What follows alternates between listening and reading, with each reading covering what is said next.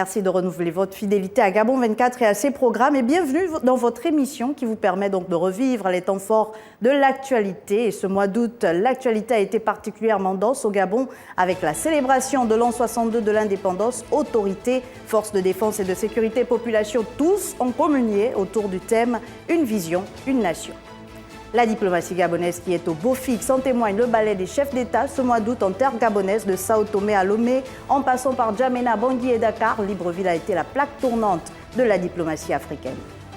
La rentrée des classes pointe à l'horizon entre gratuité des transports scolaires, construction et extension des établissements. Les autorités gabonaises espèrent relever le défi d'une rentrée sans couaca. Et ce mois d'août a également été l'occasion pour les Gabonais de renouer avec de grands rendez-vous culturels. Le Festival national des cultures, pour sa première édition, a été généreux en rythme et en sonorité aux quatre coins du Gabon. Et puis revirement à 360 degrés dans le dossier de la Fédération gabonaise de football, inquiété par le scandale de pédocriminalité qui a secoué le football gabonais. Pierre-Alain Mungengui, réélu à la tête de la FEGAFOOT, a été adoubé par le président de la Confédération africaine de football lors de sa récente visite au Gabon. Je vous le disais, une actualité dense, des chroniqueurs passionnés, des experts déterminés à vous faire revivre ces moments de l'actualité avec leur analyse et commentaires. La rétro de l'actu, c'est parti. Et comme toujours, nous commencerons avec les faits politiques. Après plusieurs reports, c'est finalement ce 20 août que s'est ouvert le dialogue national inclusif et souverain au Tchad, des assises dont l'enjeu principal est l'organisation des élections qui redonneront le pouvoir aux civils. Pendant ce temps, au Mali, les choses bougent au sein de l'exécutif. Un Maïga remplace un autre à la primature. Le nouveau Premier ministre est lui aussi un homme en treillis. Le Gabon a pour sa part vibré au rythme des festivités marquant la commémoration, j'y arrive, de son accession à la souveraineté internationale. Une journée du drapeau placée sous le sceau du Gabon bleu et un 17 août sous le signe d'une vision, une nation. Dimitri Abourneur est parfait. Edzo Etina, analyste politique gabonais, nous ont déjà rejoints sur ce plateau. Mais avant de commencer les discussions, je vous laisse apprécier cette analyse de Sabrina Massima. Le 17 août 1960, l'indépendance du Gabon est proclamée. Voici l'indépendance du Gabon et le drapeau vivant de la communauté. 62 ans après, les filles et fils de ce pays ne cessent comme des ouvriers de bâtir la nation léguée par les pères fondateurs. En cette 62e année de commémoration de l'indépendance du Gabon, le slogan « Une nation, une vision » est visible sur des affiches un peu partout dans la capitale, rappelant la symbolique des armoiries du Gabon, qui nous montre une nation embarquée dans le même bateau, avec le même cap, sur les eaux du Gabon bleu. Une exhortation qui sonne comme un rappel à l'unité dans la pluralité des différences, qui font de la diversité une richesse de l'identité gabonaise. Très tôt, les pères fondateurs, même au plus fort de leurs divergences et de leurs oppositions, ont toujours eu la même vision d'une unité dans la concorde et la fraternité pour ce Gabon. Patrie chérie qui se découvre comme une musique, comme un fruit exquis, comme un parfum vraiment magique. Condamnés à vivre ensemble dans le respect des lois et des valeurs culturelles. Les Gabonais doivent trouver leur voie à l'heure où le monde rebat ses cartes. Une nation, une vision, c'est aussi pouvoir trouver ses marques, trouver ensemble des solutions aux maux qui minent la nation et redessiner ensemble un nouveau schéma avec des lignes parallèles aux besoins de tous. Une nation, une vision, c'est s'appuyer sur la sagesse de ses anciens et la force de sa jeunesse. Une nation, une vision, c'est savoir tirer les leçons de son histoire pour mieux bâtir son avenir. Parfait, Edzo Etina, première participation dans la rétro de l'actualité. Bienvenue à notre analyste politique. J'espère qu'on passera un bon moment avec vous. Merci beaucoup, bonjour. Mais avec vous, juste à côté, Dimitri Abourneur est déjà d'attaque pour parler de ces questions de politique. Et peut-être une première question, monsieur, c'est toujours un plaisir de parler du vert, du jaune et du bleu. Est-ce que vous avez pu ressentir cette fibre patriotique à vous, parfait, Edzo Etina, lors de ces festivités marquant l'indépendance du Gabon? Effectivement, il faut dire que la singularité cette année, c'est qu'il y a eu ce rapprochement. Il faut savoir que depuis pratiquement 2 ans, il n'y avait pas cette possibilité d'être ensemble. Donc il y a ce retour, puisqu'il faut savoir que la définition même de l'État, c'est d'abord une population. Il faudrait que ce peuple soit visible. C'est aussi l'armée, c'est aussi les symboles, donc nos drapeaux, ce qui fait qu'effectivement, je me suis senti intégré, eh bien parce qu'il manquait cela, parce que l'État est comme une cellule qui vit. Il faudrait qu'il y ait cette vivacité-là. Et donc, j'ai passé ce temps, j'étais moi-même présent, et j'ai donc, en tant que Gabonais, vécu les faits. Alors, une vision, une nation, c'était le thème de ces 62 ans d'indépendance au Gabon. Les Gabonaises et les Gabonais ont une fois de plus été donc invités à l'unité. Est-ce que cette unité s'est fait ressentir lors de ces festivités, Dimitri ?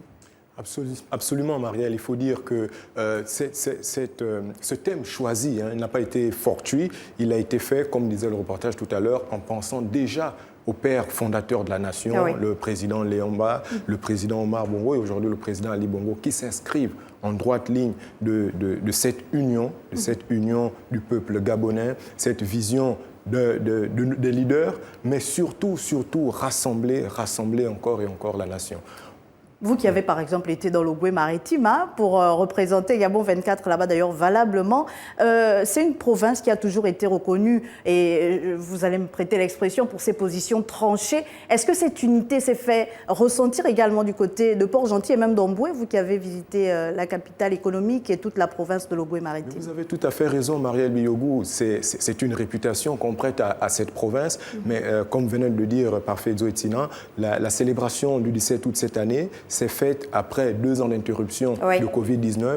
Donc, on a pu constater qu'il y a eu vraiment ce besoin de la population de retrouver l'union parfaite avec les autorités locales, les forces de défense et de sécurité et la population. On a pu le constater, par exemple, au moment de la retraite au flambeau, la retraite où il y a vraiment eu un engouement, une ambiance particulière. C'était la première fois que je le vis véritablement dans l'exercice de mon métier et c'était particulier. C'est-à-dire qu'on a longtemps pensé qu'il pouvait y avoir certaines divisions politiques ou sociales, mais à l'occasion de ce type d'événement, sincèrement, Marielle, on a pu constater que tout a été laissé de côté pour célébrer ensemble cette indépendance. Célébrer l'indépendance du Gabon, puisque nous sommes d'abord tous unis par le pays qui nous unit.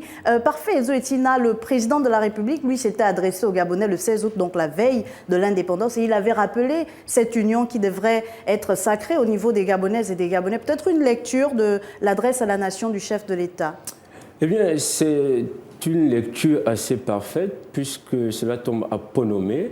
La notion d'union est une notion centrale parce que l'État ne peut prospérer si le peuple n'est pas uni. C'est pour cela que quand on parle d'union, on aperçoit une notion peut-être immatérielle de la chose, mais l'union, c'est finalement quoi? L'union, c'est aussi le rapprochement des provinces. Donc, l'union a une fonction géographique d'abord, parce qu'il faut savoir que lorsque l'on gère un État, la finalité, c'est d'asseoir ce que l'on appelle les forces centrifugeuses. Faire en sorte que le Gabonais se ressente, intégré dans un espace qui lui est propre. C'est pour ça qu'on appelle l'union, parce que c'est aussi, ça a aussi une fonction économique. Lorsque l'on gère le pays, lorsqu'on a une économie forte, eh bien, ça unit davantage les gens.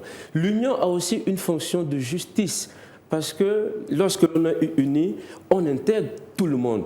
Lorsque l'on est uni, on n'oublie pas les gens. Ce qui fait que l'union est donc une approche qui fédère davantage. Parce que le constat, lorsque l'on lit le monde, sans union, dans certains pays, eh bien, il y a ce que l'on appelle une instabilité. Donc l'union ici est un concept fédérateur pour une perspective d'un État. Mais alors l'adresse à la nation d'Ali Bongo Ondimba a également été l'occasion, Parfait Zoetina, de dresser une sorte de bilan et à quelques mois de l'échéance du plan d'accélération de la transformation, puisqu'il arrive à échéance en 2023. Est-ce que c'est voulu, puisque c'est également l'échéance du mandat présidentiel? Est-ce que le président de la République a de quoi se satisfaire. Est-ce que dans son discours, il laissait entrevoir une sorte de remaniement, pourquoi pas de son équipe gouvernementale? Je ne voudrais pas rentrer dans la pensée du président, mais ce que je veux simplement dire, c'est que lorsque l'on tient un discours, il y a ce que l'on appelle la carte de l'espoir. Parce qu'il faut savoir que derrière ce discours, il y a des attentes d'abord. Ça veut dire que qu'est-ce que les Gabonais attendent finalement? Quels sont les problèmes que les Gabonais auxquels sont confrontés. Donc, cette approche réaliste du discours nous permet aussi de lire avec facilité ce que le président a dit. Il a simplement parlé des cas simples, l'emploi. Pourquoi? Parce qu'on a ce constat au Gabon que beaucoup de Gabonais cherchent de l'emploi et beaucoup sont peut-être orientés aussi dans des mauvaises écoles. C'est pour ça que l'emploi est ici une fonction assez forte parce que ça permettra à ces jeunes qui sont dans nos quartiers d'avoir de l'emploi. Pourquoi? Il a également parlé de la formation. Oui. C'est un problème essentiel parce qu'on a été formés, mais pourquoi?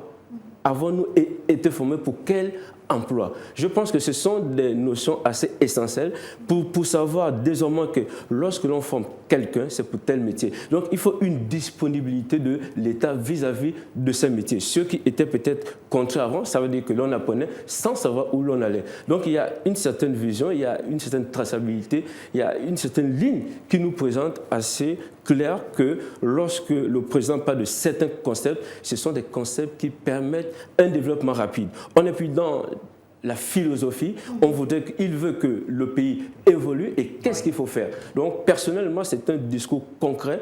Je pense que s'il est appliqué, puisque après le discours, il faudrait maintenant que le gouvernement matérialise.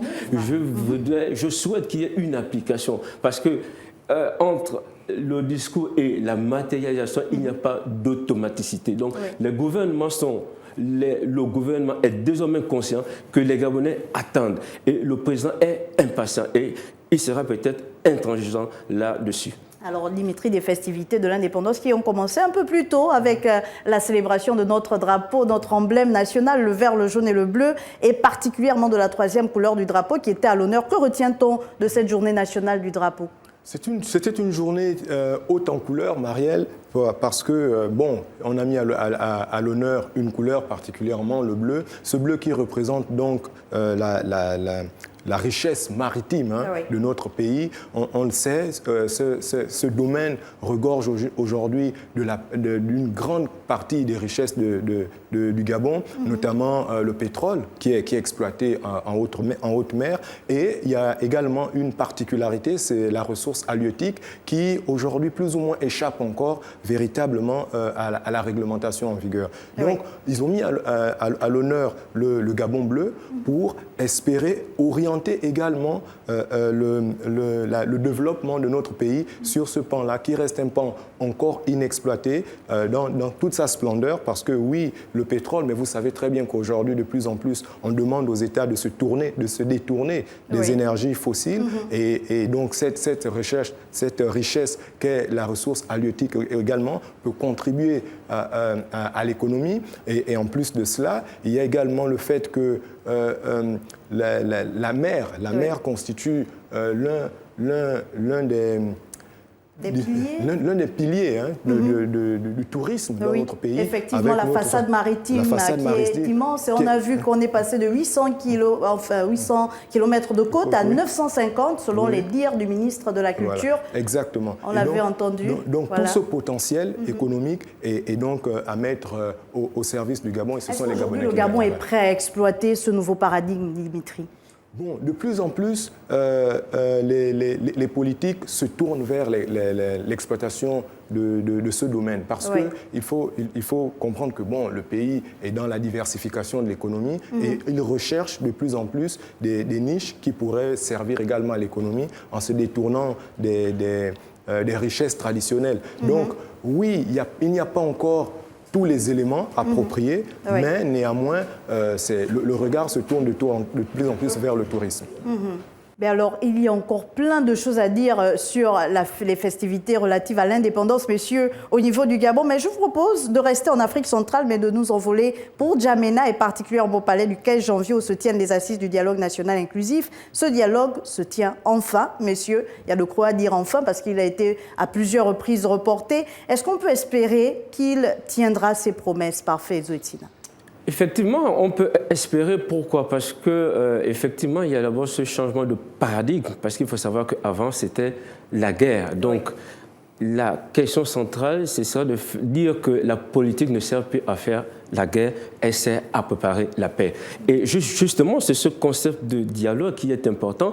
Pourquoi? Parce qu'il y a une notion de réconciliation. Il faudrait que les Tchadiennes et les Tchadiens se parlent. C'est pour cela qu'il y a une attente démocratique, parce que là, c'est l'approche africaine où c'est la parole qui est au centre. Et je me réjouis de ce que cette approche ait été choisie, même s'il y a eu ce report. Alors, Dimitri, on a certes vu plusieurs figures de l'opposition qui étaient en exil depuis plusieurs années rentrer au pays pour participer à ces assises nationales, mais il y a quand même une frange de l'opposition qui n'est pas autour de la table. Est-ce qu'il n'y a pas le risque d'essuyer un échec avec ces absences notoires? Ça reste un risque, Marielle Biogou, mais il faut savoir que les personnes qui remettent en question le dialogue n'ont pas été signataires des accords de Doha. Donc, ils remettent en question les organes de transition qui ont été mis en place, notamment le Conseil militaire de transition, le Conseil national et le gouvernement même qui a été mis. Donc, ces différents organes qui ont été mis en place, ils ont estimé qu'ils n'ont pas pris part. Et donc, ils remettent en cause les institutions, les organes effectivement qui ont été mis en place. Parce que ces organes ont été mis en place avant la tenue du dialogue. Oui. L'objectif du dialogue étant de pouvoir organiser des élections stables et apaisées. Mais et de remettre le pouvoir aux civils. Et de remettre le pouvoir aux civils, naturellement. Mais le fait que ces groupes rebelles n'aient pas pris part donc, ou ne soient pas suffisamment représentés dans ces différents organes, c'est pourquoi ils remettent plus ou moins en question le dialogue. Mais toujours est-il qu'il y a des facilitateurs qui sont à la manœuvre, il y a des facilitateurs qataris qui ont été invités et des anciens chefs d'État pour pouvoir ramener chacun à la raison, pour pouvoir revoir les différentes positions. Et donc, on peut considérer aujourd'hui que pour la plupart, il y a des opposants qui étaient en exil pendant de nombreuses années, qui ont quand même déjà accepté de prendre part au dialogue et qui sont bien présents à ce dialogue. Mais il reste ce noyau dur-là qui résiste encore jusqu'à aujourd'hui. Mais nous pensons que d'ici la fin du dialogue, peut-être que les positions... Parce que c'est quand même 3 semaines, donc on espère effectivement... On a écouté le président de la Commission de l'Union africaine, Moussa Faki Mahamat, lui-même tchadien, appeler à ce dialogue, appeler les fils et les filles du Tchad à s'asseoir autour d'une même table. Nous allons continuer de suivre cette actualité. Pourquoi pas en parler à la prochaine rétro de l'actualité. Occasion pour nous de nous envoler pour un autre pays qui est toujours sous les feux des projecteurs, c'est le Mali. Je le disais, Maïga remplace un autre. Le nouveau Premier ministre, par intérim certes, est un colonel. Déjà, est-ce que par la nomination d'un homme en treillis, le colonel Assimi Goïta, qui est donc au pouvoir au niveau de Bamako, n'enfreint pas une clause ici pour son maintien au pouvoir? Est-ce que le fait que lui-même, militaire, soit au pouvoir et que le Premier ministre, donc la deuxième personnalité du pays, soit également un militaire, est-ce que là, il n'est pas en train de renforcer sa position? Parfait, Zoetina. Bien sûr, effectivement, et ça posait la question de la militarisation du pouvoir. Parce qu'il faut savoir que dans la quête de l'équilibre et des voies pacifiques, il avait été décidé qu'il y ait un militaire, mais également un civil.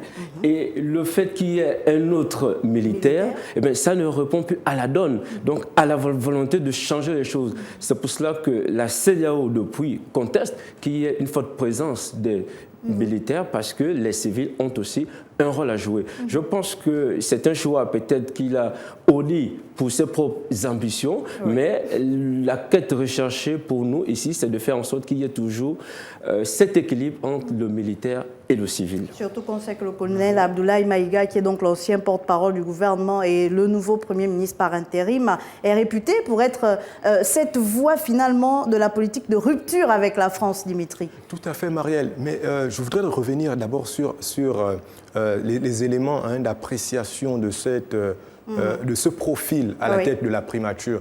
Eh bien, vous voyez, la tension qu'il y a entre Bamako et la CEDEAO vient du fait que les autorités maliennes estiment que le pays est en proie à l'instabilité. Il y a des rebelles qui continuent à mener certaines attaques dans le pays. Donc, la préoccupation première des autorités maliennes, c'est de stabiliser le pays. Oui, il a été convenu effectivement que les civils prennent part également à la composition des organes qui doivent mener la transition, des organes décisifs de la transition. Mais un accident est survenu et le Premier ministre malien se retrouvait en repos forcé, du moins officiellement, de la ville Choguel Maïga, qui se retrouvait en repos forcé. Il se trouve en ce moment à l'hôpital. Et il ne vous a pas échappé l'épisode des ressortissants ivoiriens qui ont été mis aux arrêts par la justice malienne et qui fait l'objet aujourd'hui de plus ou moins une tension entre le Mali et la Côte d'Ivoire. Bon, les Maliens accusent ces militaires ivoiriens d'avoir tenté d'orchestrer ou tenté d'avoir déstabilisé leur pays. Et donc, vous comprenez tout de suite la réaction des autorités maliennes derrière qui viennent renforcer encore avec les militaires pour essayer de sécuriser davantage, mettre un peu plus d'accent sur la sécurité de leur pays. Une décision qui peut être comprise ou qui peut être dénoncée, c'est selon. Merci beaucoup, messieurs, d'être passés sur ce plateau de la rétro de l'actualité. Merci encore à Parfait Zoetina, analyste politique. On espère vous avoir sur un autre plateau de cette émission. Ce n'est pas la dernière, on l'espère avec vous. Et c'est donc une dame qui va vous remplacer ici, messieurs, pour la fin de cette première partie de la diplomatie gabonaise qui a donc été en mouvement ce mois d'août. Les chefs d'État sao-toméens, togolais, centrafricains, sénégalais et même tchadiens étaient au Gabon. Coopération bilatérale, sécurité et environnement étaient au menu de leurs échanges avec leur hôte Ali Bongo Ondimba. Je vous propose de revenir sur la visite du président du Conseil militaire de transition du Tchad, puisqu'on en parlait tout de suite à Libreville. Et on retrouve Michel Tseni juste derrière. La visite de travail et d'amitié du président du Conseil militaire de transition, par ailleurs président de la République du Tchad, atteste du dynamisme de la diplomatie gabonaise dans la zone Afrique centrale et à l'international.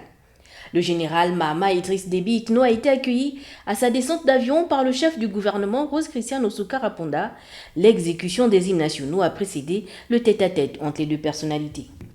Après le bain de foule avec la communauté tchadienne vivant au Gabon, l'hôte du chef de l'État est accueilli au Palais Rénovation avec le président de la République Ali Bongo Ondimba. Les discussions étaient centrées autour des points de coopération qui lient la capitale tchadienne N'Djamena à Libreville. Pour les deux parties, il faut porter à un niveau supérieur ces relations par un renforcement des liens multiformes entre le Gabon et le Tchad. Le volet économique mérite une consolidation beaucoup plus durable. Pour faire face aux enjeux régionaux, continentaux et mondiaux de l'heure, les deux chefs d'État ont pour ambition de faire progresser leur partenariat stratégique, d'œuvrer pour la paix et la stabilité au bénéfice d'une région plus stable et prospère. Les questions de paix et de sécurité n'ont pas manqué d'intérêt au cours de cette rencontre.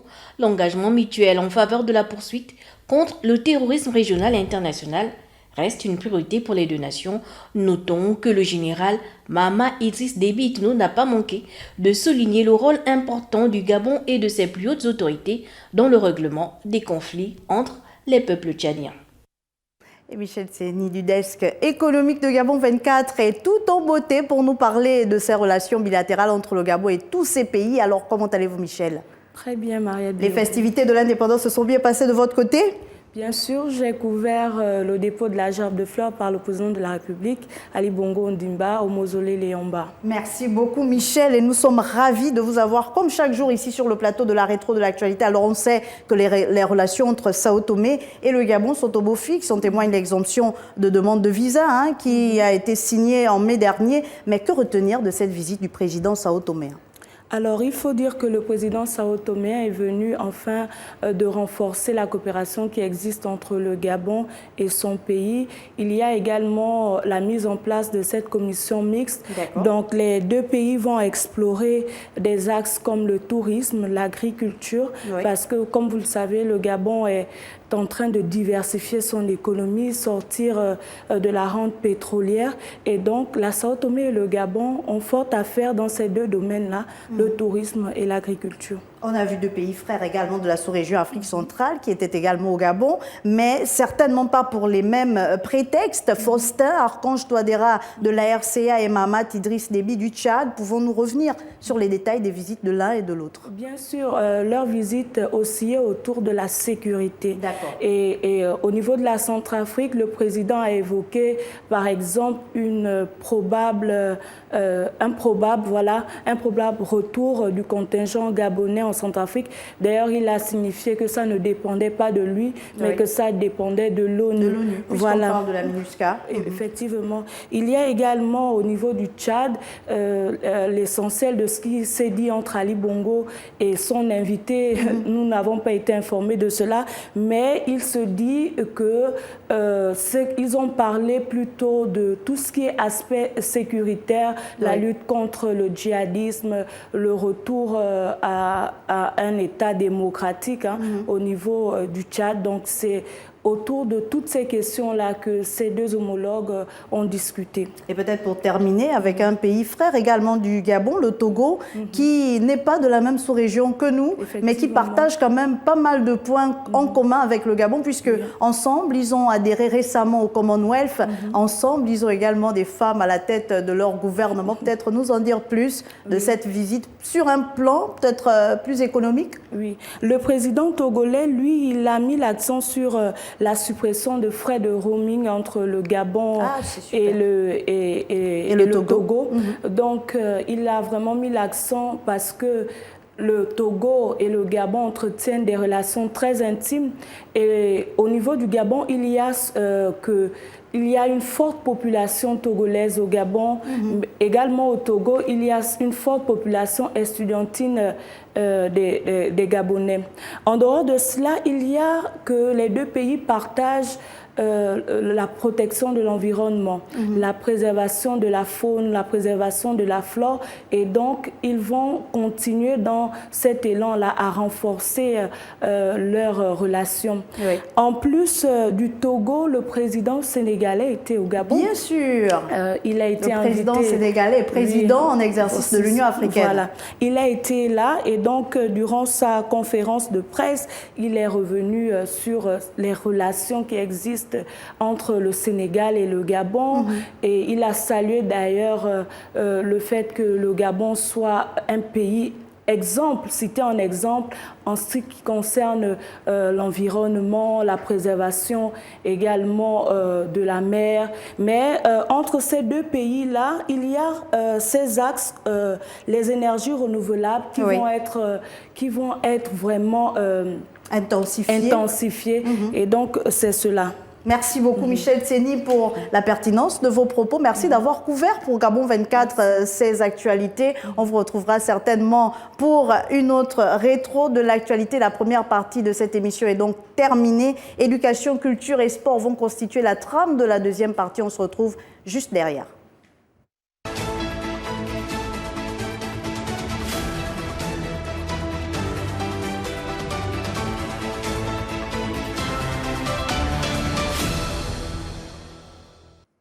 Deuxième partie de la rétro de l'actualité, on parlera de sport et de culture, mais commençons avec l'éducation où élèves, enseignants et personnel administratif s'apprêtent à rejoindre le chemin de l'école au Gabon. Et pour cette rentrée des classes, le président de la République, Ali Bongo Ondimba, a fait une annonce forte. Les transports scolaires sont de nouveau gratuits. Comment cela se fera-t-il? Les établissements sont-ils prêts à accueillir les élèves? Quelles avancées pour une rentrée effective le 5 septembre 2022? Nous tenterons d'y répondre avec Linda Ningon juste derrière cet élément. Pour cette rentrée scolaire, le chef de l'État gabonais Ali Bongo Ondimba s'engage à soutenir les ménages en matière de transport scolaire. Il s'agit de rendre ce transport gratuit et accessible à tous les élèves. Vous savez qu'il a indiqué qu'il décidait du retour à la gratuité du transport scolaire. Donc il était question, à l'approche de la rentrée scolaire imminente, de regarder ensemble ce qui peut être fait techniquement, quelles sont les contraintes d'exploitation, quel est le niveau de la population scolaire, donc d'élèves, le nombre d'élèves à transporter, quels sont les différents coûts qui seront générés et engendrés par cette mesure-là. Pour y arriver, les membres du gouvernement entendent mettre en place une plateforme de régularisation. Il fallait définir quelles étaient les modalités du transport scolaire, les lignes, le nombre d'établissements impactés et surtout toucher tout le grand Libreville et voir un déploiement progressif également à l'intérieur du pays. Nous allons mettre en place un cadre de concertation permanente. Nous déterminerons la périodicité pour faire en sorte que la mesure du chef de l'État, dès lors que nous aurons mis les pleins pieds dans la rentrée scolaire, que jusqu'à la fin de celle-ci, qu'il n'y ait pas de rupture d'exploitation et que nos enfants soient transportés gratuitement et en toute sécurité. Le transport est certes gratuit pour les élèves gabonais, mais celui-ci sera conditionné par la présentation d'une carte scolaire. Nous avons besoin de mettre en place une carte de transport scolaire pour éviter des intrusions dans le bus, pour éviter des dégradations, pour éviter le phénomène que nous avons tous déploré, qui est celui des cascadeurs. Donc il faut aussi un personnel d'encadrement à la fois des sociétés de transport, mais également au niveau du ministère de l'Éducation nationale pour protéger ces bus-là, mais protéger aussi la vie de nos enfants qui seront transportés. La rentrée des classes étant prévue pour le 5 septembre, le rendez-vous est donc donné aux élèves qui bénéficieront d'un accompagnement en matière de transport sur l'ensemble du territoire national. Bonjour Linda, toujours en forme pour parler sur la rétro de l'actualité. Bonjour Marielle, c'est toujours un plaisir. Alors Linda, on le sait, les questions d'éducation n'ont pas de secret pour vous, mais avant d'y arriver, nous sommes toujours dans la fièvre du 17 août et on sait que vous avez couvert pour Gabon 24 les festivités relatives à l'indépendance dans le nord du pays. Que retient-on ? Alors, on va retenir deux faits marquants. D'abord, la parade militaire, mais à côté de cette parade militaire, il y a eu le défilé civil. Oui. Un défilé vraiment empreint de symboles parce que dans cette région du Gabon, et ben là-bas, on a vu la communauté étrangère défiler. Ce n'est pas une première, ça se fait souvent, mais après 2 ans de Covid, il faut dire que le rendez-vous a été coloré. Les Oyémois ont vraiment apprécié ce 62e anniversaire de l'indépendance. Au nombre des communautés étrangères, il y avait donc le Sénégal, le Tchad et le Cameroun. Et il faut dire que le gouverneur du sud du Cameroun, Félix Nguéléguélé, était présent. Et donc, c'est toute cette composante-là qui ont rendu cette célébration. Mais vraiment, je dirais, waouh. Et l'autre aspect, il faut souligner, Marielle, c'est que dans cette partie du Gabon encore, les ménages s'imprègnent encore de cette célébration, contrairement à Libreville, où tout se passe là, sur la place, voilà, au niveau du front de mer. Et une fois dans les quartiers, on se demande finalement, on a célébré quoi aujourd'hui. Mais en province, on a encore cette culture-là du 17 août, dans les ménages, dans les bistrots, dans les rues. Ben, c'est tout le monde qui a fêté le 62e anniversaire du Gabon au niveau du Walentem, Oyem, Bitam. C'était vraiment du show, c'était l'effervescence, c'était beau à vivre. Et vous nous donnez envie d'y aller. Merci beaucoup Linda. Alors intéressons-nous à présent à la rentrée des classes au Gabon. Déjà, quelle est la faisabilité pour rendre l'annonce du chef de l'État, donc la gratuité des transports pour les élèves sur l'ensemble du territoire dès le 5 septembre? Alors, c'est la grande question que tout le monde se pose, que le Gabonais lambda se pose et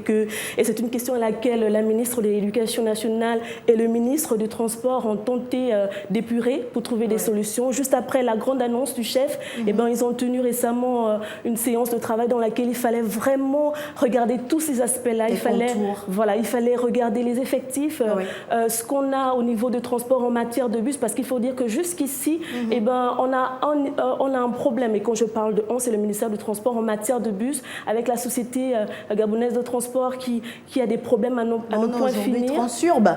On a Transurb aujourd'hui, mais il faut savoir que les services de Transurb sont à ce jour gratuits et c'est le même parc automobile en fait. Donc il fallait revoir, avec les deux ministres, devaient revoir ce qu'il fallait mettre à la disposition des élèves. Et donc je me dis, pour cette rentrée, c'est un peu juste parce qu'on est pratiquement dans 2 semaines. Est-ce qu'au niveau de la faisabilité, on aura vraiment la matérialisation de la vision? Mais il y a quand même eu la mise en place d'une commission mixte et ils sont toujours en train de travailler sur la question. Ils sont en train de travailler. Je pense que le jour J, on touchera du doigt si finalement ils ont mis en musique ou pas l'orientation donnée par le chef de l'État. Ce qu'on sait jusqu'à présent, c'est qu'il y aura, c'est vrai que l'accès est gratuit, l'accès dans les bus, mais il y aura une condition pour avoir accès dans les bus. Il va falloir à ces élèves-là de présenter une carte scolaire. Mais là encore, une autre question se pose, c'est de quelle carte parle-t-on? Celle de l'année précédente ou celle de l'année en cours? Parce que si c'est l'année en cours, on va laisser le temps aux établissements de fournir les cartes aux élèves et donc on prendra un peu de temps pour mettre en place. C'est là toute la question. Donc la tutelle est dessus, puisque c'est un ministère qui bouge et on peut le ressentir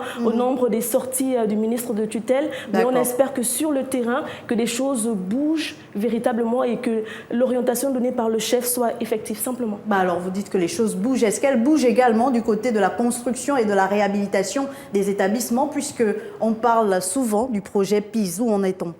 Où en est-on? C'est la bonne question et j'aime bien vos questions, Marielle. Alors, il faut dire qu'il y a moins de 2 mois, la ministre était sur le terrain et constat fait par les experts, au niveau de la construction, ils étaient à 30% dans l'exécution des chantiers, mais par contre, au niveau des réhabilitations, les experts parlaient de 80%. Ils nous ont rassuré que pour cette rentrée, effectivement, ces chantiers vont être livrés. Donc, on espère une autre descente pour toucher du doigt, pour voir si oui ou non la promesse faite par les experts, parce qu'un budget a été alloué pour que ces constructions soient livrées à temps. Donc, il n'y a vraiment pas de raison pour qu'on arrive à la rentrée scolaire et qu'on n'ait pas ces chantiers livrés. Donc, on est dans l'expérience, on espère simplement, pour me reprendre. On ne peut qu'espérer, de toutes les façons, puisque c'est le gouvernement qui doit travailler. Ce qui est formidable, Marielle, c'est qu'en moins de 2 ans, on a vu des lignes bouger, on a vu des bâtiments sortir de terre et on se dit, en 2 ans, si on a pu faire ça, on aurait pu le faire en 7 ans, en 14 ans et pourquoi pas en 62 ans. Donc, on comprend mieux que tout est question de volonté.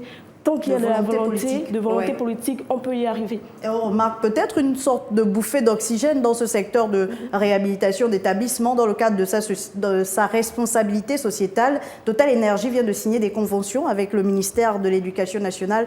Peut-être nous expliquer, puisque je pense que c'est dans le cadre de la construction et de la réhabilitation des établissements scolaires. Avec une spécificité, c'est que Total s'arrête au niveau de l'Ogooué maritime. C'est déjà cela. C'est déjà cela. Ils entendent accompagner le gouvernement en matière de construction, de réhabilitation des établissements. Ça va être des plateformes sportives, ça va être des internats, ça va être des extensions. Je pense que c'est un appui que Total s'engage à donner au gouvernement pour justement étendre est-ce que Total a donné une deadline? Est-ce que ce sera prêt pour cette année, cette rentrée des classes, ou est-ce que il faudra attendre 2024 ou 2025? La convention vient d'être signée. On espère que d'ici à 2023, que tout cela soit simplement mis en musique. Donc on attend, c'est une belle convention, c'est une belle opportunité qui est donnée là au gouvernement gabonais pour, je ne veux pas dire rattraper le tir, mais pour agrandir l'échelle en matière de construction.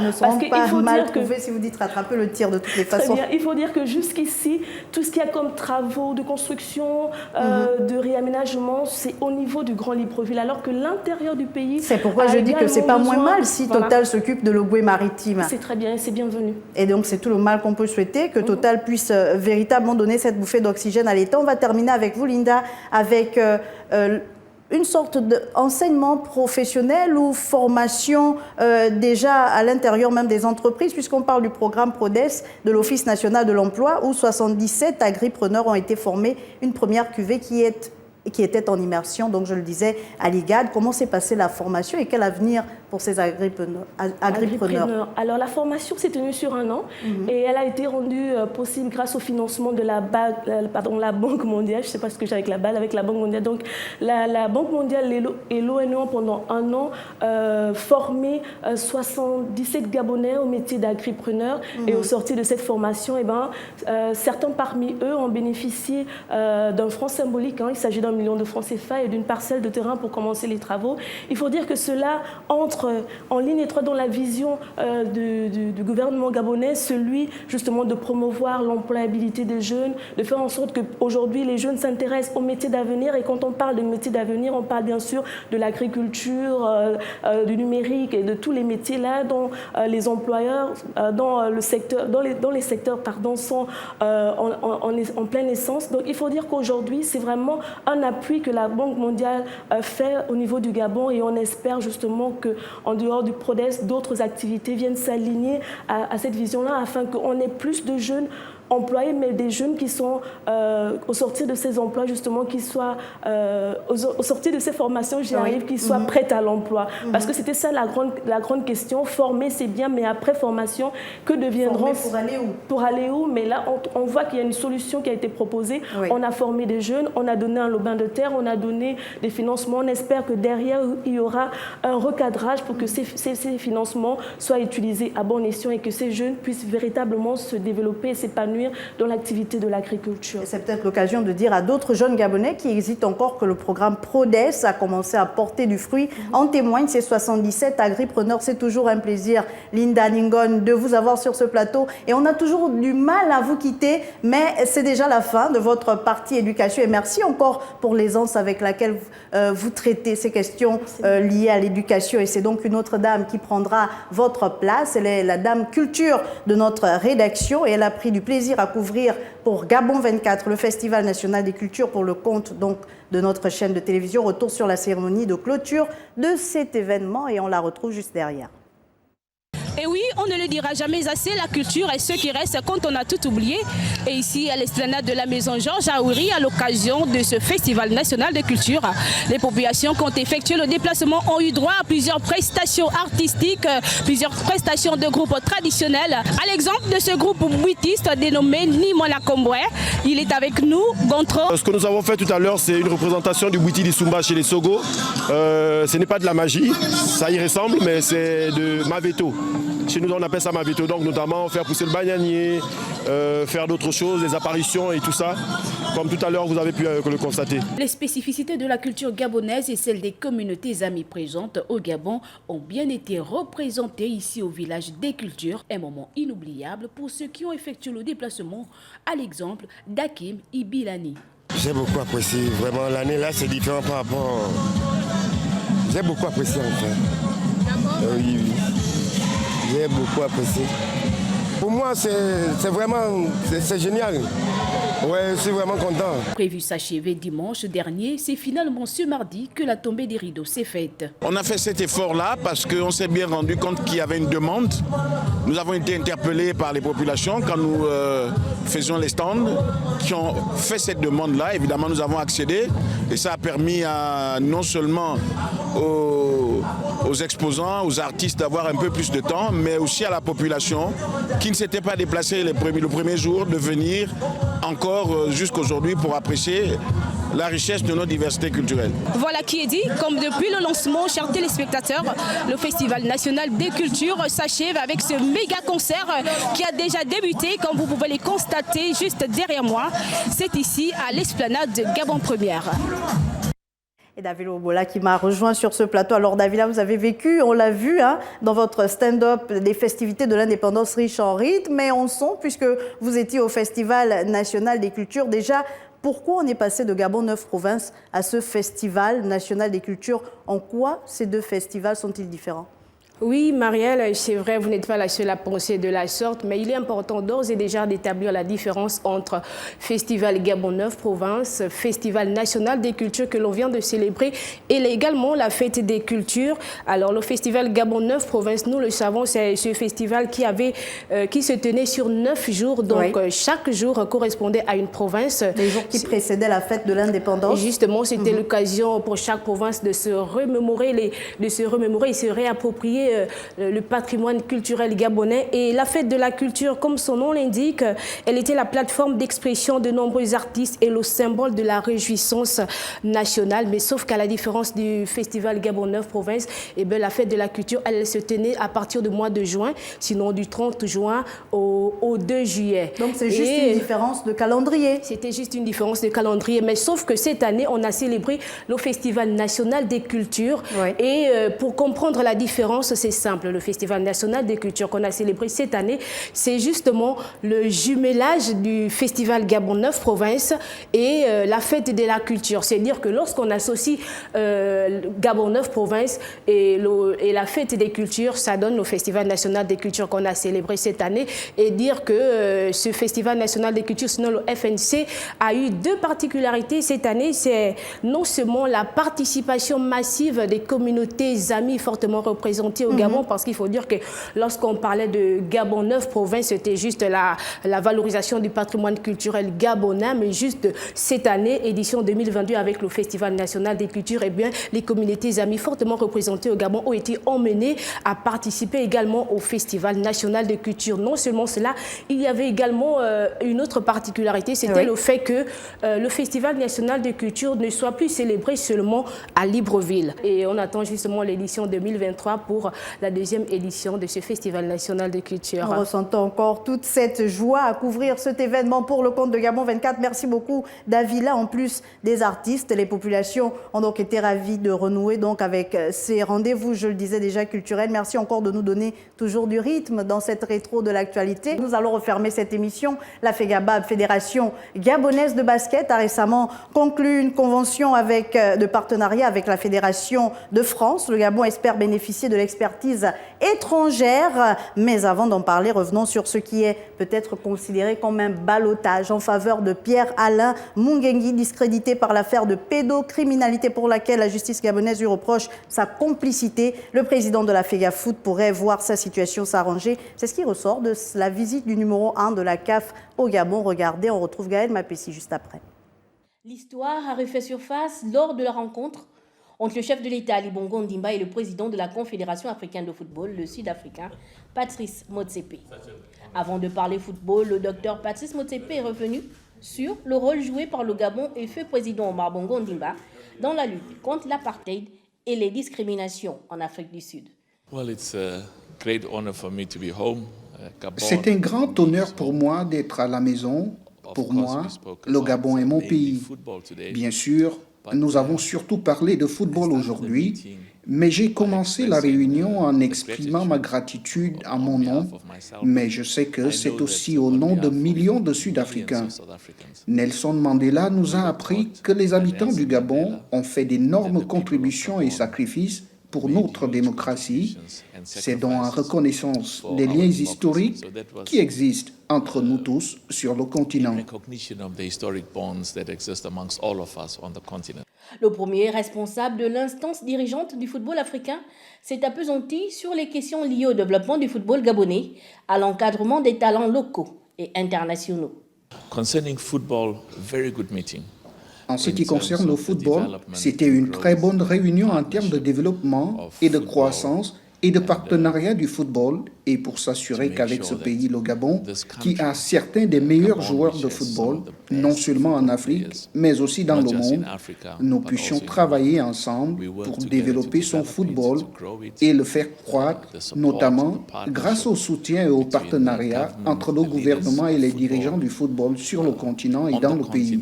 Je suis donc convaincu que nous allons beaucoup progresser. Œuvrer pour le rayonnement du football gabonais lors des compétitions continentales et internationales, le Gabon s'y attelle. Les qualifications pour la Coupe d'Afrique des Nations en Côte d'Ivoire sont un défi à portée de main pour notre pays. Soulignons que le docteur Patrice Motsepe a été élu à la tête de la CAF en mars 2021. Gaël Mapessi, bienvenue. Merci à Marielle Biogou. Quand on parle de sport, c'est toujours un plaisir. Je n'ai pas envie de vous dire que le feuilleton Pierre-Alain Mungengui vous colle à la peau, mais vous avez suivi le dossier et vous le maîtrisez tellement bien. C'est pourquoi j'aime parler de ce dossier avec vous. Alors, on a vu Motsepe était au Gabon. Il a rencontré le chef de l'État à la surprise générale, j'ai envie de dire, en lui remettant un fanion, un ballon avec un fanion FEGAFoot qui portait le nom de Pierre-Alain Mungengui. Est-ce qu'il a voulu faire passer un message? Bien sûr, il faut dire que Pierre-Alain Mungengui était, j'ai envie de dire, au cadre de la Confédération africaine de football, parce que Pierre-Alain Mungengui n'est pas que président de la Fédération gabonaise de football, il est également vice-président de la commission en charge de l'organisation des compétitions des jeunes sur le continent. Oui. Donc il faut dire que sur le plan continental, Pierre-Alain Mungengui est une grosse pointure, et donc la CAF a besoin de son fonctionnaire pour faire avancer les choses, parce qu'il a un rôle à jouer dans cette commission-là.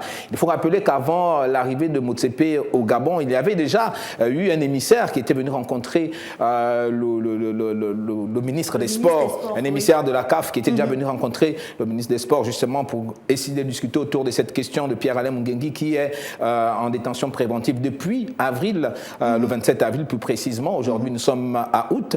Alors, Patrice Motsepe est venu pour dire qu'est-ce qui se passe. Il faut bien qu'on sache exactement. Jusque-là, il est en détention préventive. Il n'y a rien qui est fait autour. Il n'y a pas des audiences qui sont organisées pour essayer de comprendre, essayer d'aller... J'allais d'ailleurs vous demander où en est-on dans ces poursuites judiciaires, dans cette affaire Pierre-Alain Mungengui. Justement, c'est la grosse question. Je pense que c'est peut-être cette question-là qui a motivé l'arrivée de Patrice Motsepe, parce qu'il y a comme une grande muette autour de cette histoire de Pierre-Alain Mungengui. On a comme l'impression que c'est passé aux oubliettes et Pierre-Alain Mungengui est toujours en détention préventive. On ne sait pas trop ce qui se passe. Je pense que le patron de la CAF du football africain a voulu venir s'enquérir justement de cette situation en allant rencontrer directement le président de la République. Vous l'avez dit, c'est un signal fort quand Patrice Motsepe remet un fanion et un ballon estampillé Pierre-Alain Mungengui, simplement pour rappeler au président de la République, mais également à l'ensemble du continent, que Pierre-Alain Mungengui est un fonctionnaire de la Confédération africaine de football. Il est vice-président d'une commission.